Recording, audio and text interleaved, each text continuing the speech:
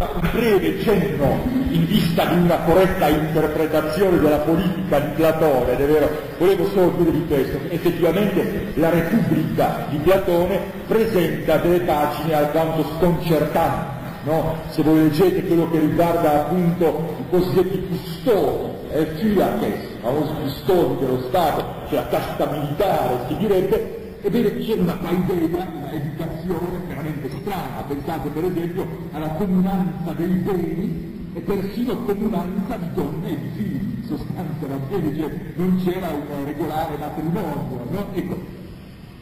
Ora, perché Platone escogita una teoria così innaturale, così contronaturale?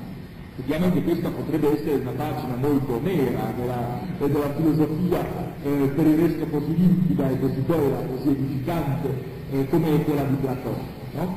Ebbene, vedete, non bisogna assolutamente, questo ve lo dico solo come criterio interpretativo, non bisogna mai applicare a Platone i criteri della nostra concezione politica contemporanea. Va bene questo discorso? Perché l'intento platonico era pressappoco diametralmente opposto a quello che noi pensiamo che sia veramente stato. Va bene?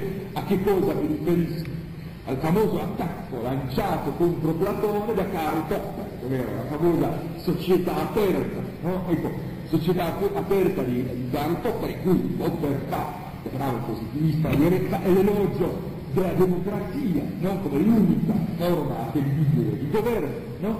E dove dice che Platone è uno dei fautori, niente meno che una società totalitaristica e addirittura, è vero, orribile, più comunistica. Va bene? Certamente tra Platone e Marx, è vero, non c'è nessuna tangente, non so se mi spiego, no? Capite perché? Perché la comunanza di beni, e anche effettivamente, già dirlo, perché nel marxismo, nel primo marxismo, anche soprattutto nel primo leninismo, c'è una forte critica della famiglia, oltre che della proprietà, e questo poi è stato un elemento che è stato fortemente attenuato, quasi scomparso dai testi classici del marxismo, no? Perché ovviamente l'opportunità politica non era quella, insomma, no? E tuttora, insomma, nel socialismo contemporaneizzato, la famiglia si cerca di tenerla in piedi, insomma, quanto c'è il resto, però si cerca di tenerla in piedi, perché anche loro hanno avuto almeno quel po' di buon senso di capire che senza la famiglia anche lo Stato non si mantiene. Però l'idea originale era veramente dire quella, non solo la comunanza dei beni, ma effettivamente anche una certa libertà, tra virgolette, è vero, molto deleteria, in questo campo di legami umani, insomma, no? Ecco, distruzione quindi non solo della proprietà privata, ma anche della famiglia. Ebbene, si potrebbe dire che Platone non pensava a una cosa diversa da questa, quindi anche lui era una specie di comunista antelitera. Ebbene no, vedete perché? Perché no? Per un semplice motivo, ma molto profondo, e cioè il Reale lo spiega molto bene questo punto, perché Platone intendeva con la sua società creare una situazione politica di educazione dell'uomo ai valori supremi. Quindi in qualche modo doveva essere una società ordinata secondo la verità delle cose. E come nell'uomo, bisogna sempre vedere questo punto chiave di interpretazione, no? Cioè che Platone parte da un'analogia tra l'uomo e lo Stato. Cioè lo Stato deve essere ordinato come è ordinato l'uomo. Affinché l'uomo possa essere buono, bisogna che viva in uno Stato buono. Ora lo Stato sarà buono quando sarà ordinato come è ordinato l'uomo saggio e virtuoso. Ora, nell'uomo saggio e virtuoso ci sono queste tre dimensioni nelle quali una si sottomette all'altra, cioè al lus o al logisticon, alla dimensione razionale, si sottomette il kinoeides, e Platone lo localizza anche a livello anatomico, potremmo dire, no? Cioè il logisticon si trova a livello del cervello. E Platone è convinto che effettivamente il pensiero risiede nel cervello. C'è poi il timoeides che risiede nel cuore, che è l'aspetto irascibile, audace, si potrebbe dire, no? Le passioni irascibili. Ebbene, perché nel petto? Perché gli antichi credevano appunto che in qualche modo gli animali coraggiosi hanno un cuore grande, quindi il timoeides è situato nel petto. Invece nel ventre sono situate le tendenze epitimetiche, le chiama Platone, no? Epitimeticon, cioè le concupiscenze, riguardanti la nutrizione e la riproduzione. No? Quindi c'è questa stratificazione dell'uomo, nella quale ovviamente l'epitimeticon deve sottomettersi al timoeides e il timoeides sottomettersi all'opisticon. No? In fondo è una struttura abbastanza semplice. A questa corrisponde, vedete, nello Stato, no? All'epitimeticon, cioè alla concupiscenza dei cibi, dei piaceri, eccetera. A questa concupiscenza corrispondono quei cittadini che procurano la ricchezza allo Stato. Noi diremmo che sono, non so, soprattutto quelli che si dedicano al commercio, la borghesia nel senso più largo della parola, ovviamente gli schiavi non sono neanche tenuti in considerazione. Quindi c'è questo strato, diciamo così, della borghesia, e per quello Platone prevede un semplice dedicarsi agli affari, insomma non prevede per loro una paideia filosofica. No? Importante è che però si dedichino a ciò che è il loro compito, cioè che non vogliano essere loro i custodi dello Stato, che ciò non spetta loro, però che accumulino le ricchezze per sé, perché a loro è consentita la proprietà privata, vedete che non c'è comunismo per nulla, nessun esproprio, quindi per questa classe, diciamo così, di ricchi mercanti è consentita la proprietà privata, perché poi questa proprietà in qualche modo si rivolge al bene dello Stato, cioè accumula il bene anche per lo Stato nel suo insieme. Ecco, questa è la prima funzione. La seconda, ovviamente superiore, corrisponde al timoeides, cioè all'aspetto, diciamo, difensivo, irascibile, ed è la classe militare, sono i famosi custodi. E per questo Platone prevede già una paideia rudimentale, ma già un po' una propedeutica alla filosofia, non filosofia vera e propria, questa è riservata solo ai governanti, no? Ai re, che dovrebbero essere filosofi, ma a questo livello c'è la paideia sia l'ideale greco, classico, no? Cioè la bellezza sia, diciamo così, fisica che bellezza spirituale, quindi bisogna che abbiano una preparazione sia ginnastica che musica, preparazione ginnastica e musica. Questa classe dei fila, che è appunto quella dalla quale poi si recluteranno i governanti, se da questa classe alcuni elementi particolarmente adatti potranno avere la visione del tutto, sinoranno topanno, cioè vedere insieme il tutto, avere una certa sintesi mentale che è tipica del filosofo. E quindi tra questi uomini già intellettualmente abbastanza dotati ci sono alcuni che hanno particolare predisposizione alla saggezza, alla visione delle idee, noi diremo quasi una particolare sensibilità spirituale. Vede, per Platone non basta essere intelligenti, bisogna essere intelligenti con passione della intellettualità, va bene questo discorso?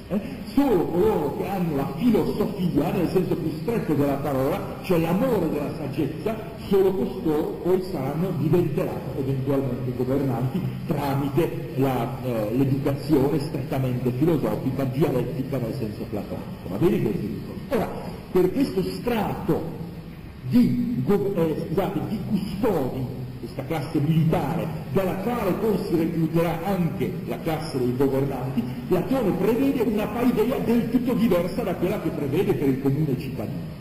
Perché questo? Perché vedete, al vertice ci deve essere il distacco dal corporeo. Quindi la visione platonica, come la visione dell'uomo è alquanto ascetica, vi ricordo quello che vi dissi riguardo proprio all'ascesi della rinuncia al piacere sensibile.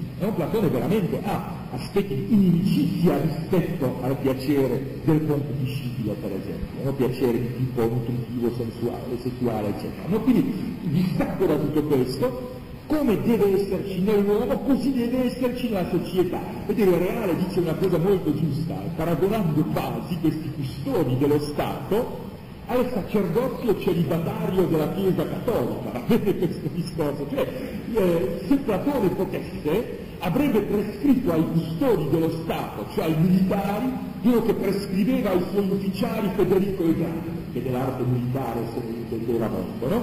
Ossia il celibato, va bene questo discorso, no?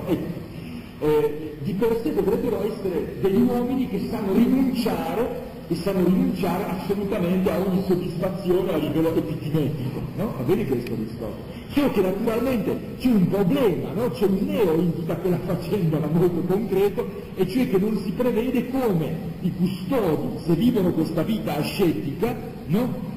Come possano poi riprodurre, cioè, come si potranno reclutare nuovi elementi in questa classe, diciamo così, questa casta dei custodi dello Stato. No? Vedete, Platone sbaglia, ma sbaglia per eccesso di ascesi.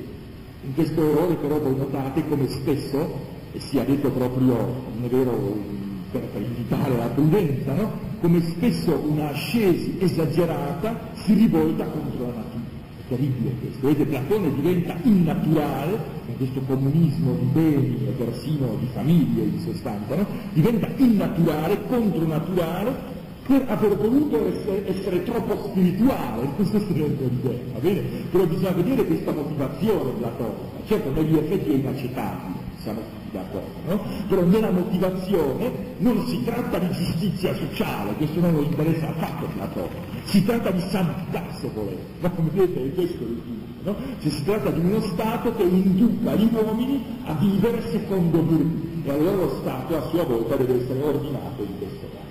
Bene, quello che poi su cui vorrei attirare la vostra attenzione sono alcune pagine bellissime che troverete citate da lavorare, no? Quindi poi lo cercherete per conto vostro, ma molto bello studiare i sistemi di governo in Platone, no? E le singole degenerazioni. No? Platone ha questa duplice concezione, cioè in assoluto il sistema migliore è quello diciamo così, della monarchia con forti elementi aristocratici. No? Ecco. Poi in un secondo momento Platone tuttavia comincia a oscillare, a dire che effettivamente questo è il governo ideale, no? La monarchia dei filosofi, si potrebbe dire, dei migliori, nel senso di coloro che conoscono la natura dell'essere. Quindi il filosofo, dice Platone, dovrà essere pregato, supplicato perché si ponga sulla poltrona ministeriale, come diremmo noi oggi, va bene? I nostri ministri non hanno bisogno di essere supplicati, dove comunque il filosofo dovrebbe essere appunto trascinato sul trono per regnare, va bene? Perché di per sé il filosofo non si occupa di simili banalità come il governo, va bene? Però i cittadini dovrebbero proprio supplicarlo, no? Per trascinarlo sul trono, E il filosofo vero sarà sempre renitente, lo farà sempre proprio con molta rinuncia a se stesso, alle sue inclinazioni fondamentali. Ad ogni modo, anche se questo è un po' utopistico, Platone se ne rende conto e dice che in fondo questo tipo di governo, per quanto ideale, non è del tutto alla misura dell'uomo. È interessante anche lo sciare, no? Tra appunto il politico nomoi, le leggi da una parte e la Repubblica dall'altra. No? La Repubblica descrive lo Stato quasi più divino che umano. Nel politico e nei nomoi, nelle leggi, Platone cerca di scendere un po' a compromessi con l'umano, in sostanza. No? È molto bello questa avvertenza in Platone di un duplice risvolto paradossale nell'uomo, cioè l'uomo come dimensione spirituale, come anelito al trascendente, e l'uomo come composto di trascendente sì, ma anche di corporeo. Ed è un po', adesso non per divagare troppo, ma si collega molto con alcuni contenuti della nostra teologia cattolica. Pensate al fatto che i teologi sostengono giustamente che in fondo lo stato di natura integra si distingue dallo stato di natura pura per questo, che nella natura integra tutto l'uomo, tutte le parti dell'uomo seguono la situazione della sua anima immortale. Vedete, nel paradiso terrestre l'uomo era immortale perché anche il suo corpo, che di suo è mortale, seguiva le condizioni dell'anima, si adattava quasi all'anima.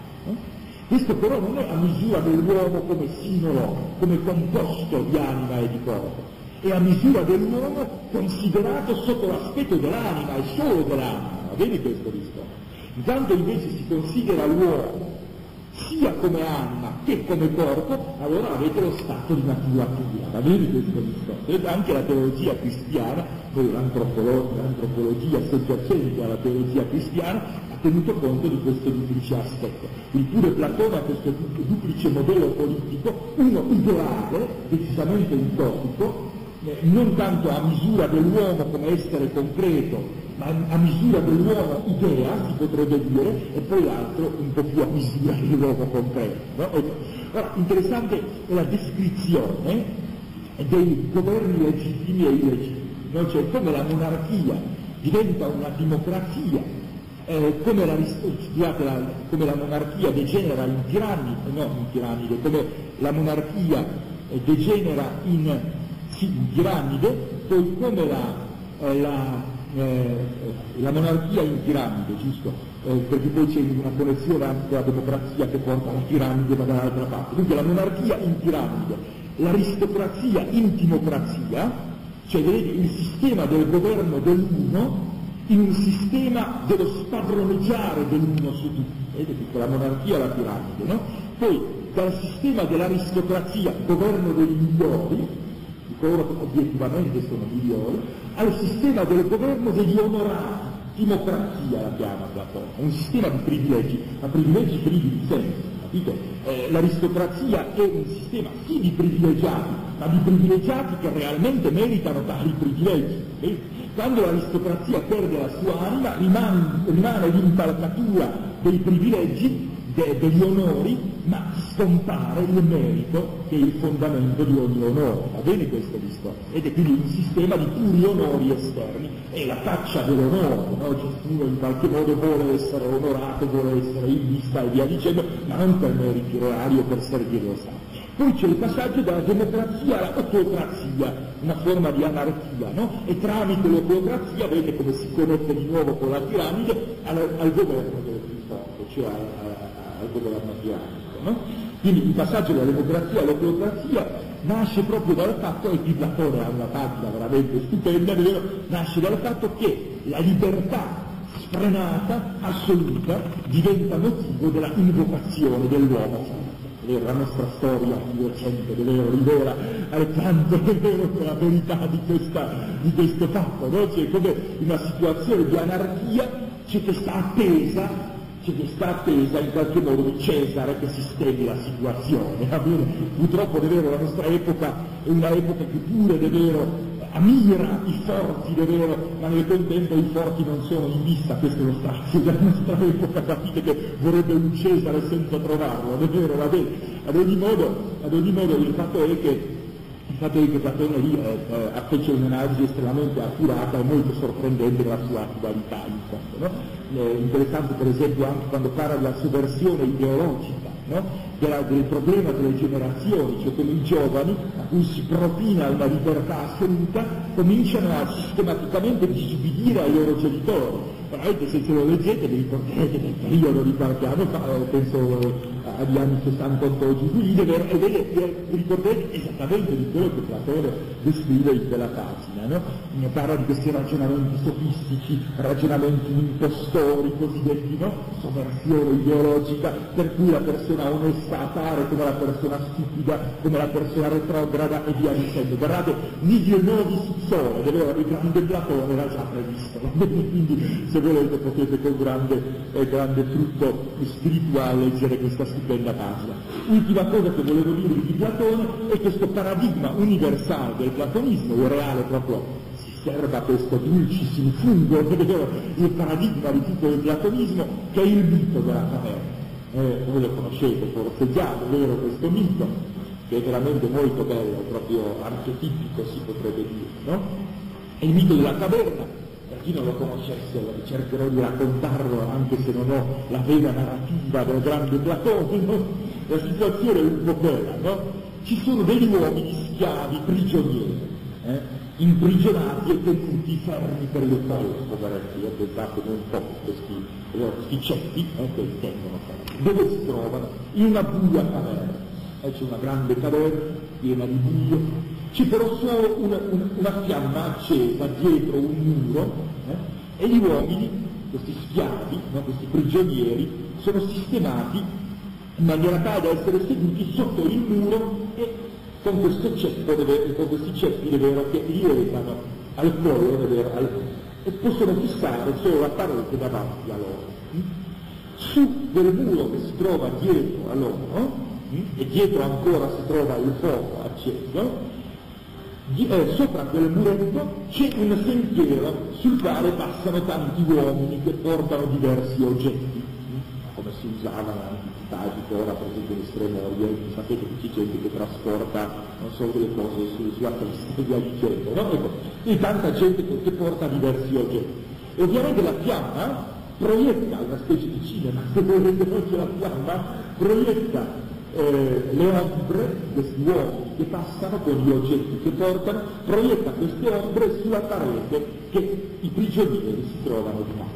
E quindi assistono a questo spettacolo, non vedono altro che questo. In questa camera se buia, è vero, vedono solo un po' il bagliore di questo fuoco, ma senza vedere il fuoco direttamente, e vedono poi quelle ombre della realtà, no? Senza vedere la realtà stessa. A un certo momento uno dei prigionieri riesce a slegarsi da questi ceppi. E che cosa fa?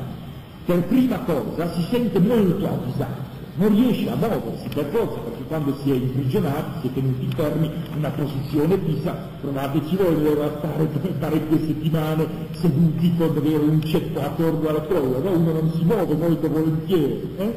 Allora, anzitutto prova un grande disagio del muovere del corpo. Però poco alla volta si assueta in qualche modo a un movimento più libero, no? Comincia quindi a alzarsi, a camminare, e che cosa vede con il suo grande stupore? Non vede più semplicemente questo bagliore così indefinito del fuoco, ma vede la sorgente della luce, vede lo stesso fuoco e vede gli oggetti, c'è la gente che cammina su quel sentiero e porta quei determinati oggetti che gli altri vedono solo come ombre. A questo punto quell'uomo scopre che la caverna però non è tutto, cioè che dalla caverna c'è un sentiero di uscita e che si può, è vero, arrivare a una regione illuminata da un'altra luce, che non è più la luce del fuoco, luce artificiale, ma che è illuminata dalla luce del sole. No? Quel poverino che era abituato sempre al buio, anche qui si trova a disagio, non riesce a aprire gli occhi, anzi si trova abbagliato, è vero, quasi accecato dalla luce del sole. E che cosa fa? All'inizio non può nemmeno fissare gli oggetti illuminati dal sole, ma cerca di vedere, così nelle pozzanghere, eccetera, appunto le rappresentazioni speculari, diciamo, no? Che sono rispecchiarsi delle cose reali. Poi poco alla volta, timidamente, rivolge lo sguardo alle cose in sé illuminate dal sole. E l'ultima tappa dove riesce persino per qualche attimo a fissare il sole stesso. Avete questo risposto, vedete? Poi che cosa fa quel poverino? Scende tutto preso da questo entusiasmo della scoperta che ha fatto, cioè che la caverna e le ombre non sono tutto, ma che c'è anche il mondo della realtà, delle cose, e c'è il mondo della luce, del sole, preso da questo fascino della scoperta, che cosa fa? Torna ai suoi amici prigionieri per liberare anche loro. Se non che loro lo accolgono con poca buona grazia, perché si sono già tanto abituati al buio che la luce non piace, e quindi solo obtorto quello, proprio quasi con violenza, quel tale riesce a trascinarli per il sentiero che conduce alla luce, e spesso lo maltrattano, è vero, perché la violenza che impone loro. Bene, che cosa voleva dire Platone con tutto questo racconto? Ovviamente, secondo Platone, c'è lo stato di schiavitù dell'uomo, no? Che è lo stato di alienazione della sua spiritualità originale.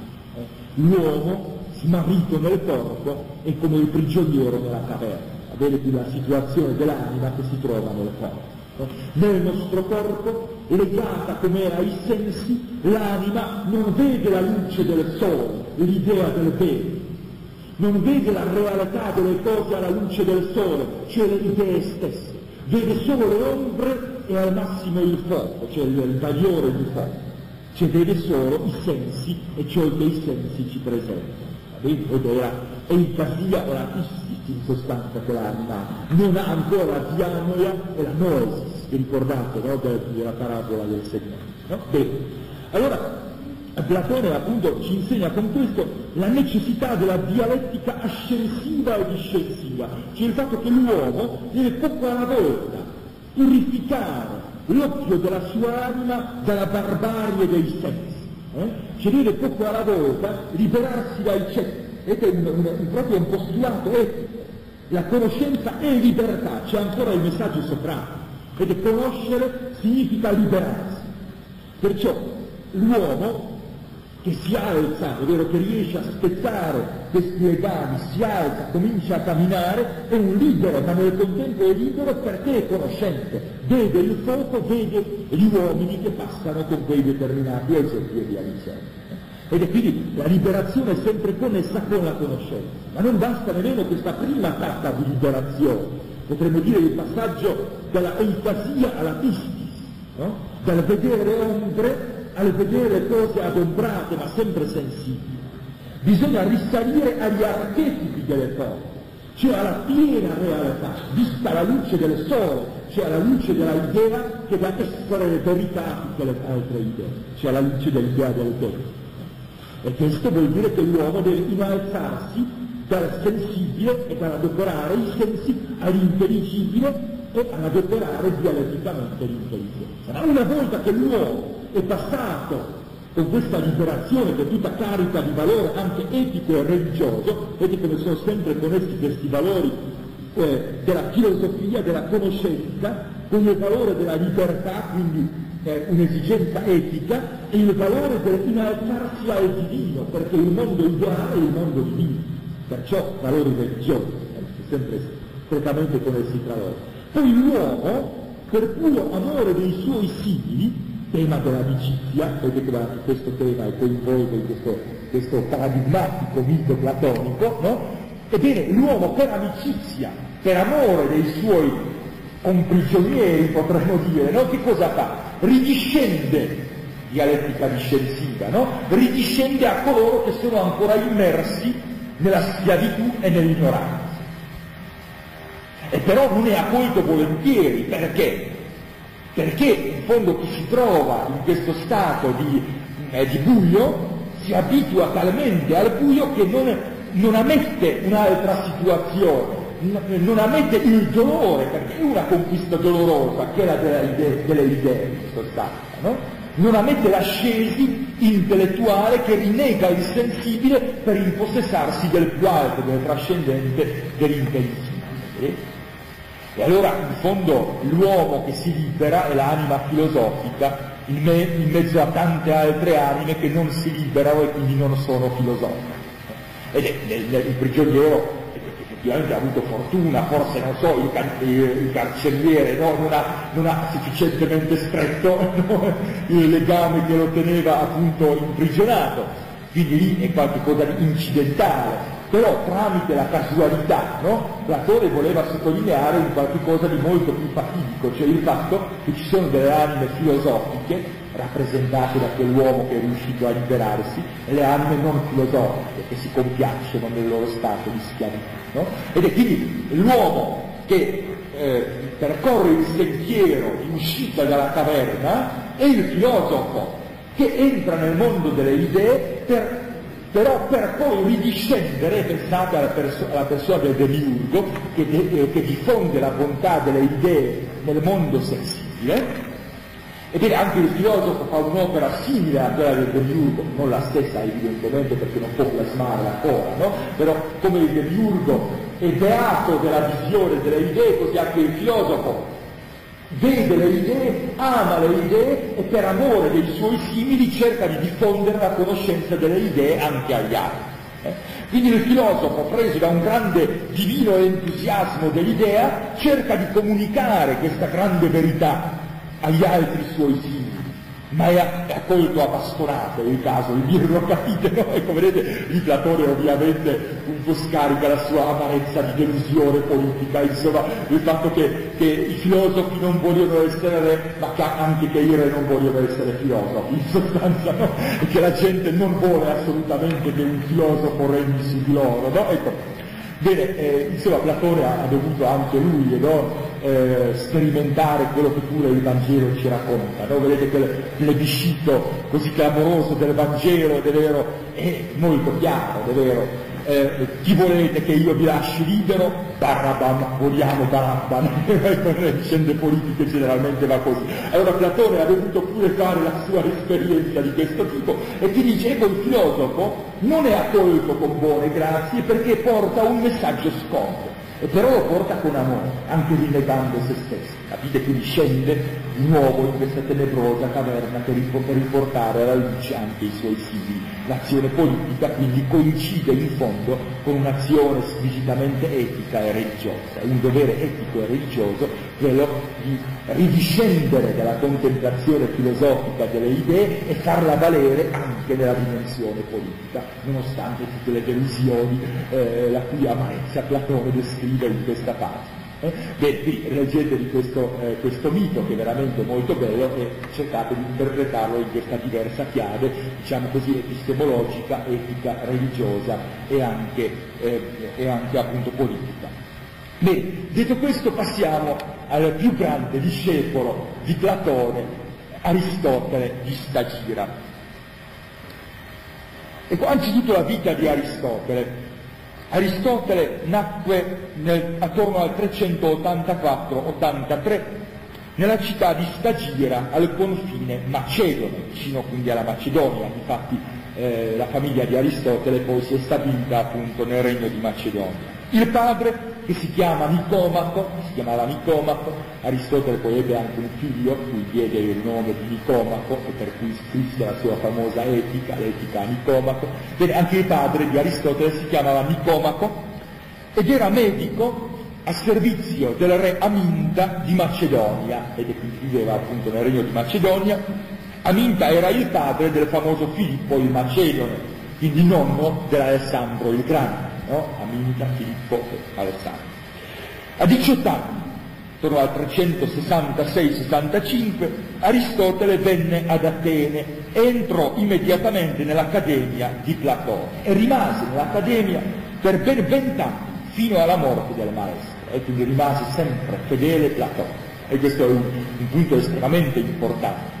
Aristotele è sempre è rimasto fino alla morte di Platone alla scuola di Platone. Notate che l'anima profonda di Aristotele è ancora platonica, c'è poco da fare. Certo, Aristotele sarà il discepolo più critico nei riguardi di Platone, ma anche il discepolo paradossalmente più fedele. È un'istanza molto bella quella del rapporto tra Platone e Aristotele, no? Perché è cosa curiosissima vedere come Aristotele è infedele a Platone, per una infedeltà sofferta, non voluta, capite? Ma proprio in questa fedeltà si dimostra il discepolo più genialmente fedele che ci sia stato. Non so se lo idea, già gli antichi sapevano questo, che il vero successore di Platone non era affatto Speusico, il prossimo Scolarca, no? Che ebbe minima importanza e distrusse proprio il più grande patrimonio che Platone ci ha dato in eredità, che è la dottrina delle idee, no? Ecco, no, il più grande discepolo e continuatore di Platone paradossalmente era il suo discepolo più terribile, l'enfant terribile della situazione, che era appunto Aristotele. Ed questo ci persuade, miei cari, è vero che effettivamente la critica può essere un motivo di genialità, però ha un solo patto, che non sia critica per la critica, che sia critica sofferta. Capite? È molto bello questo aspetto. Ed non c'è dubbio che l'intelligenza si manifesta nella capacità di crimine, di giudicare. Però notate che spesso la più grande intelligenza, lo spirito veramente critico nel senso positivo della parola, può in qualche modo essere scambiato con la più grande insipienza, cioè con la critica in cui ci si compiace. La critica compiaciuta è veramente un qualche cosa di sommamente storico. È meglio essere ottusi che essere critici per la critica in sé. In qualche modo in Aristotele si verifica quello che diceva il grande Heisenberg, è vero, appunto in qualche l'ho citato già una volta, no? Heisenberg, fisico per eccellenza della meccanica quantistica, no? Il quale dice anche in fisica, nelle scienze naturali, uno scienziato deve annunciare una nuova teoria non perché vuole essere originale, ma perché la nuova teoria è assolutamente necessaria, non se ne può fare a meno. Quindi dice, prima di annunciare una teoria nuova, originale, lo scienziato deve percorrere tutte le possibilità tradizionali di soluzione, solo che se la tradizione non fornisce una attendibile soluzione, si può elaborare una teoria nuova attendibile. Vedete, lo scienziato non è fabbricatore di teorie, come si potrebbe pensare, poi purtroppo alcuni pseudoscienziati tendono a essere, no? La scienza a livello più alto non è proprio produttrice in serie di teorie originali, ma è, diciamo così, fedele seguace delle vie della tradizione. Ed paradossalmente gli scienziati che hanno fatto qualche cosa di geniale a livello di scienza erano i più grandi tradizionalisti che ci siano mai stati. Pensate solo a Einstein, sono convinto che Heisenberg aveva in mente Einstein quando diceva quella frase, perché Einstein era un ossessionato, è vero, della unità della natura, non ha mai accettato, è vero, appunto, questo giocare a dadi del Padre Eterno. Diceva sempre il vecchio non gioca a dadi, non il vecchio era il Padre Eterno, quindi il Signore, il Creatore, non gioca a dadi, niente fisiche probabilistiche, perché Einstein era un grande filosofo oltre che scienziato, capito? E quindi in sostanza ogni mente feconda, se è critica non perché si compiace narcisisticamente di se stessa, no? Non ha amore di originalità, ma la sua, se volete, critica è una critica sofferta, era sofferta da entrambe le parti, no? Mi disse già come Platone, poverino, anche lui si risentì un tanto nei riguardi del suo grande discepolo, no? Dicendo appunto che lo ha trattato come il cavallo piccolo appena nato tratta la sua mamma, cioè calpestandola, non dice anche lui mi ha calpestato, insomma, no? Io che gli ho dato la vita, no? Che l'ho portato quasi maternamente in grembo, no? Appena l'ho dato filosoficamente alla luce, la prima cosa era quella che mi ha proprio negato, va bene? Ecco, vedete, povero Platone era amareggiato in questi sentimenti, come vedete, quasi materni nei riguardi di Aristotele, no? E si dice di Aristotele quella famosa frase, no? Che è venuta proverbiale, no? Amicus Plato, magis amica veritas, è vero? Amico è per me Platone, però più amica ancora è la verità. E quindi se Aristotele abbandona Platone non è per essere originale o per compiacersi in questo distacco, in questa contestazione, ma semplicemente perché non riusciva a conciliare l'amicizia con Platone con l'amicizia della verità. Amicizia nel senso ovviamente di seguire la sua dottrina, capite quel che voglio dire? Bene, allora c'è questo paradosso di Aristotele, il quale sarà veramente una crux interpretum, si potrebbe dire, no? Perché tutti gli interpreti della storia della filosofia oscillano un po' tra questi due poli di interpretazione, o di ridurre Aristotele a un platonico. Ora anch'io vi dico che Aristotele è un platonico, però un platonico estremamente originale, cioè non si può dire che ha semplicemente continuato la dottrina di Platone, non è una continuazione, è un rifare una metafisica completamente nuova, anche se fondata sulla fondamentale intuizione platonica, va bene questo discorso? Ma nel contempo altrettanto sbagliata l'altra e purtroppo più diffusa interpretazione, che è quella che dice Aristotele è quasi l'opposto di Platone. Addirittura c'erano degli interpreti che volevano accreditare questa tesi, secondo cui gli inglesi, essendo empirici, prediligono Platone, mentre non so, i francesi e i tedeschi, essendo razionalisti, cioè scusate, gli inglesi prediligono Aristotele e i mitteleuropei, per così dire, prediligono a causa di tendenze più razionalistiche invece Platone. Puro caso, capite, se c'è questa statistica, non lo so. Ad ogni modo certo è questo, che Aristotele è un discepolo originale di Platone, non bisogna mai diminuire questo aspetto di originalità, ma è sempre discepolo di Platone, fino alla fine della sua vita. Vedete? La permanenza nell'Accademia platonica non è affatto casuale. Fino al 340 praticamente rimane nella Accademia di Platone. Acquistò una formazione platonica che difendeva e criticava nello stesso tempo. Infatti Aristotele, come giovane contestatore, è il caso di dirlo, è vero, compare nel famoso dialogo Parmenide, dove mette in crisi la teoria delle idee.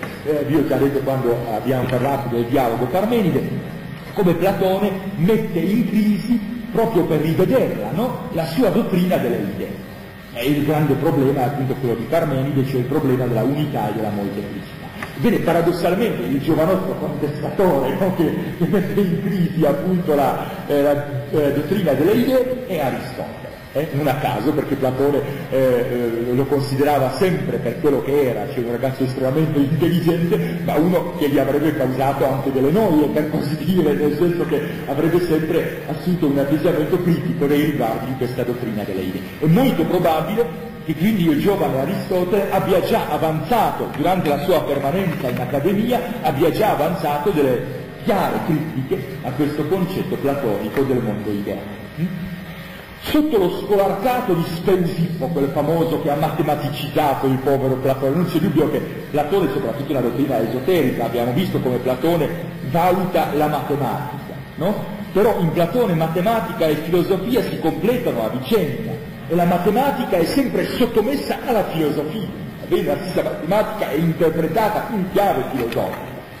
Ora, il guaio di Speusipo è quello di aver quasi dimenticato, quasi del tutto dimenticato, il mondo ideale, riducendolo semplicemente al mondo dell'età matematica. Insomma, era più un matematico che un filosofo. E quindi vedete, subito dopo Platone l'accademia decade in maniera paurosa. E quindi Aristotele non si sentiva più a suo agio e se ne va in Asia Minore, accompagnato da Xenocrate, suo collega dell'accademia, quindi Aristotele e Xenocrate, e si stabiliscono ad Asso, nella regione della Troade, quindi sempre in Asia Minore, a nord, no? Ecco.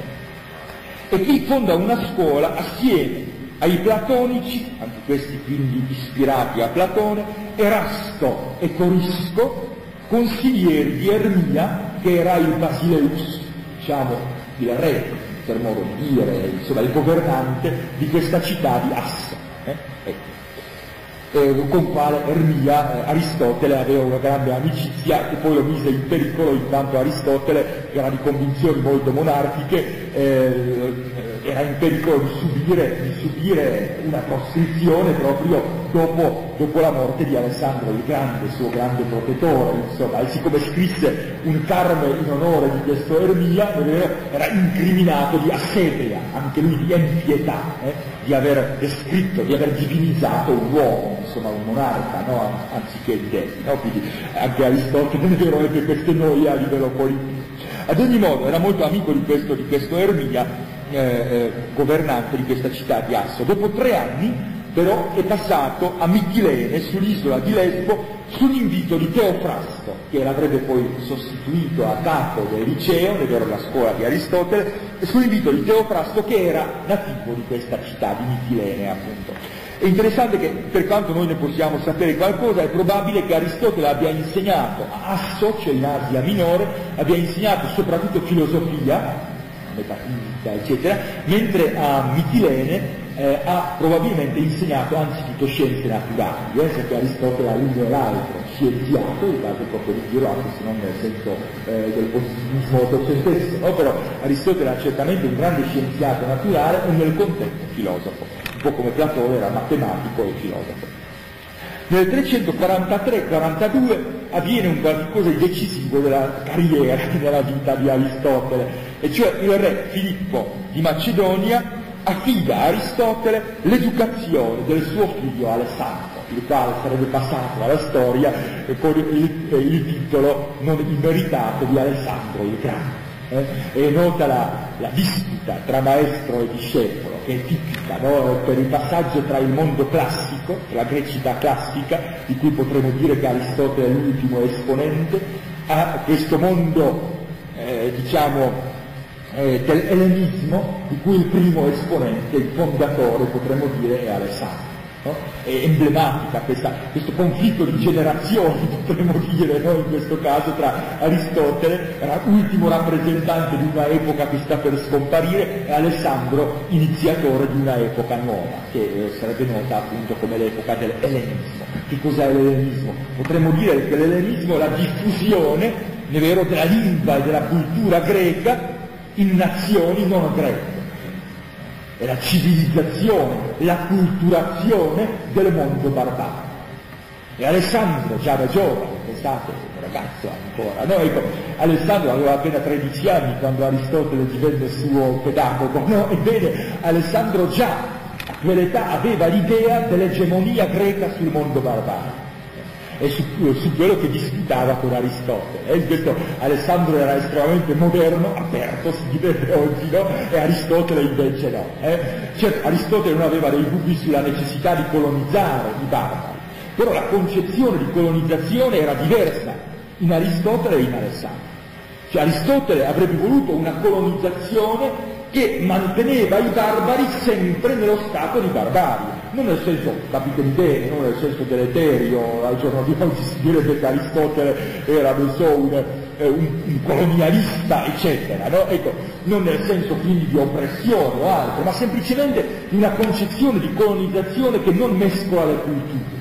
Se vedete, qualcosa del genere è successo proprio nella colonizzazione anglosassone e romanica, no? Pensate alle colonie spagnole e portoghesi da una parte e le colonie inglesi dall'altra. No? I portoghesi, gli spagnoli si sono mescolati immediatamente con la popolazione e non c'era, certo, hanno mantenuto la popolazione sempre una certa sudditanza, ma non c'erano barriere culturali. Mentre gli inglesi tendevano a elevare anche la popolazione, però sempre nel suo campo, cioè proponendo una barriera culturale, cosa che avrebbe voluto proprio Aristotele. Cioè, Aristotele non pensava, e vi dico che io tuttora sono un pochino con Aristotele, ad ogni modo, è vero, non per amore del passato, ma perché ne sono convinto, cioè Aristotele non pensava che fosse possibile una mescolanza di culture, una mescolanza di Invece Alessandro aveva questo ottimismo, cioè questo dire basta che il barbaro impari il greco e diventerà un greco anch'esso. Ahimè, penso che la storia abbia dato ragione più a Aristotele che a Alessandro, perché ha funzionato per qualche decennio, non è vero, ma voi sapete bene poi come è andato a Rocco il regno cosiddetto dei Diadochi, non è vero, c'è dei successori di Alessandro di Magno. Bene. Ad ogni modo, nel 335-34, dopo la intronizzazione del giovane Alessandro nel 36, Aristotele torna ad Atene e affitta nella capitale della Attica, Grecia, affitta alcuni edifici vicini al tempio di Apollone il Licio, Apollone Licaios, è vero, il Licio, quindi Licaion il Liceo, come Platone fondò la sua celebre accademia, è vero, ebbene così Aristotele fondò quella scuola che passerà alla storia sotto il nome di Licaion Liceo. Tuttora sono adoperate entrambe le espressioni